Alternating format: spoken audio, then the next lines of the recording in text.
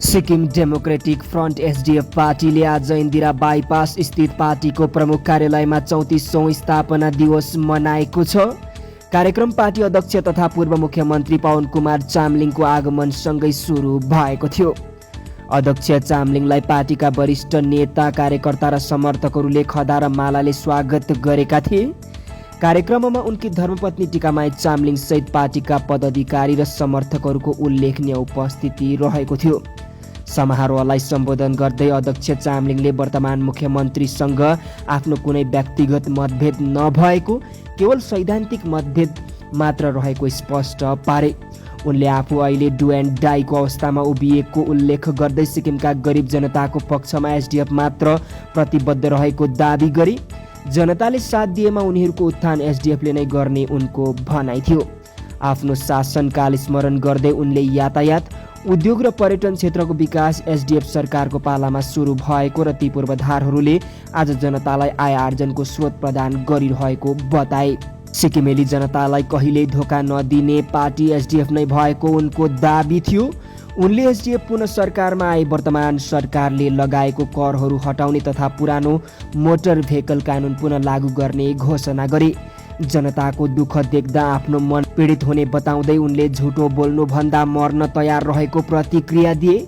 साथै एडहक र एमआरमा कार्यरत कर्मचारीहरूलाई सन् 2028 पर्खनु नपरी 2026 भित्र नियमित गर्न सरकारसँग आग्रह गरे।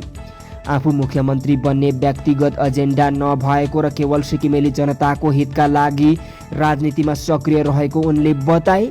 जबसम्म डिरेल भएको सिक्किमलाई पुनः ट्र्याकमा ल्याउँदिन तबसम्म राजनीतिमा रहनेछु उनले भने।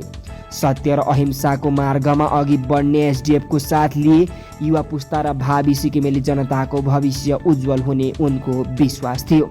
अध्यक्ष चामलिङले वर्तमान सरकारले सिक्किमका विभिन्न स्थानमा दुर्लभ खनिज अर्थात् रेयर अर्थ मिनरलको सर्वेक्षण तथा उत्खनन लापरवाहीपूर्वक गरिरहेको आरोप लगाए।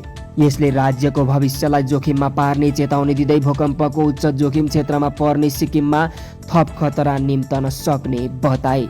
सिक्किमको नवनिर्माणका लागि उनले न्यू डिल मिसन सुरु गर्ने घोषणा गरे।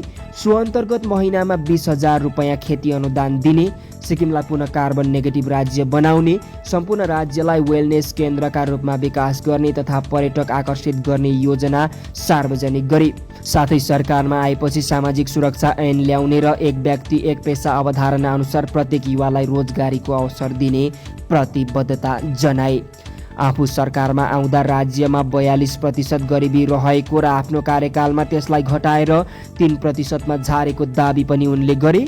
अन्त्यमा उनले जनताले साथ दिए सिक्किमलाई पुनः पहिलेकै अवस्थामा फर्काउने विश्वास व्यक्त गरे।